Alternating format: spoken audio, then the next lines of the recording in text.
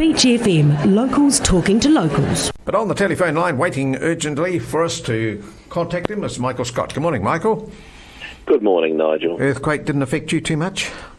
No, I was actually in the shower when it happened, so that was all very exciting. It'd be like a spa pool, wouldn't it? Well, you could certainly hear it coming. That was the interesting part. Yeah, it was indeed.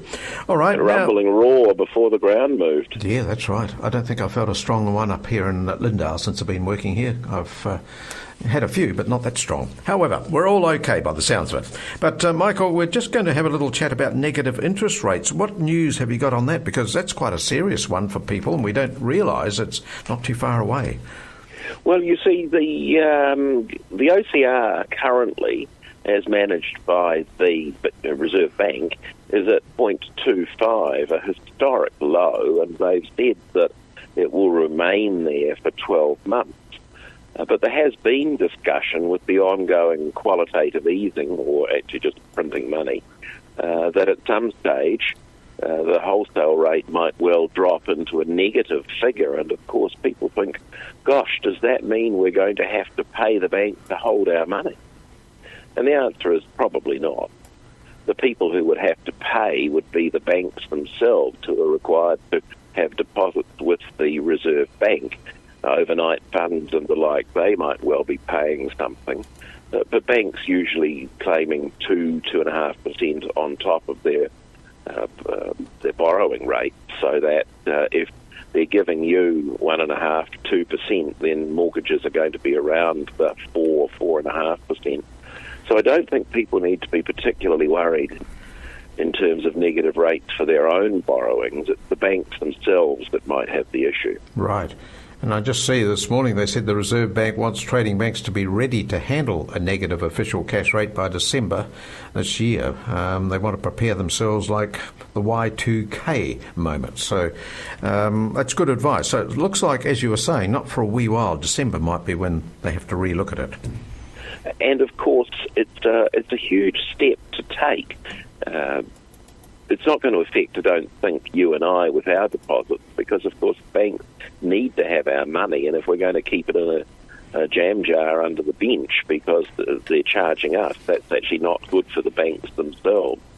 So I don't think it's going to hit the trade people themselves, but it's going to be the banks themselves that have to have money held by the Reserve Bank.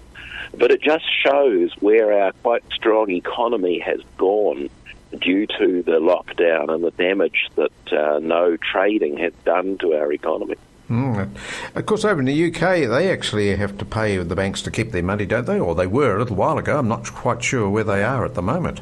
But they were being charged to have their money in the bank. Is that right? Do you recall that at all? I'm not sure about the UK. Certainly there have been countries that have had negative interest rates, and there the negativity had got to the point, or the negative rate had got to the point where it started to impact depositors. Nobody's going to be particularly happy to pay the bank to hold their funds. That's when you see a run on the bank with people saying, well, look, I'll put my money into shares, or I'll put my money into bonds or somewhere else.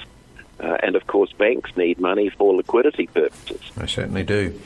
Just on another subject, redundancy. Now, with COVID-19 around, there's a lot of employment issues starting to emerge. Do you get that in your business as a lawyer? Yes, we do. We don't specialise in that area, so we tend to send it on to specialists. But we can give some basic advice to people.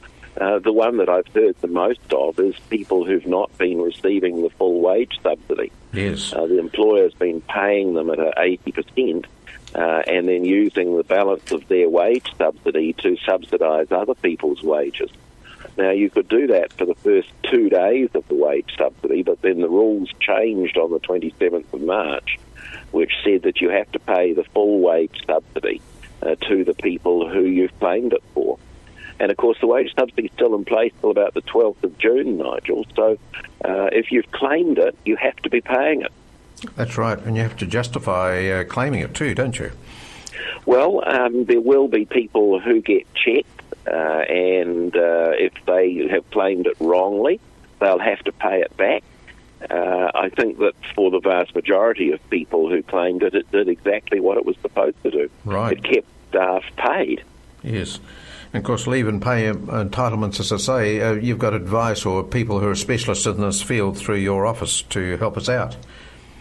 But it is an important, the important rights come out at this sort of time, because we've got a situation where people have got contracts and there are employment obligations that employers have. You can't just send somebody down the road because life's got tough. You have to go through a process.